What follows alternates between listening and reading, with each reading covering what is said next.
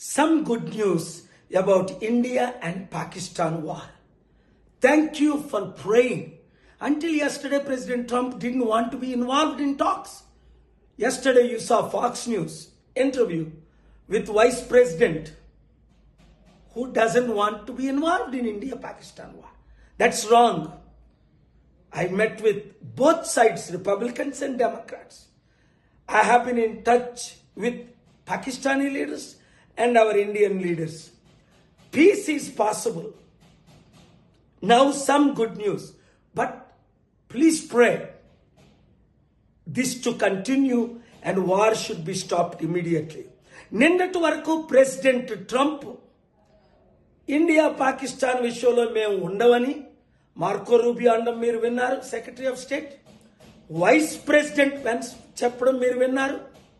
కానీ నేను హోప్ విడిచిపెట్టలేదు, పుష్ చేస్తూనే ఉన్నా, ప్రార్థిస్తూనే ఉన్నా, రాత్రి పగలు పని చేస్తూనే ఉన్నా.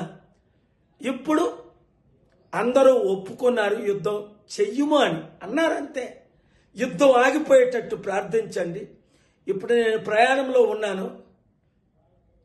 ఈ శాంతి కొరకే ఇండియన్స్ గమనించండి, యుద్ధం ద్వారా నష్టమే కానీ లాభం ఎవరికీ లేదు.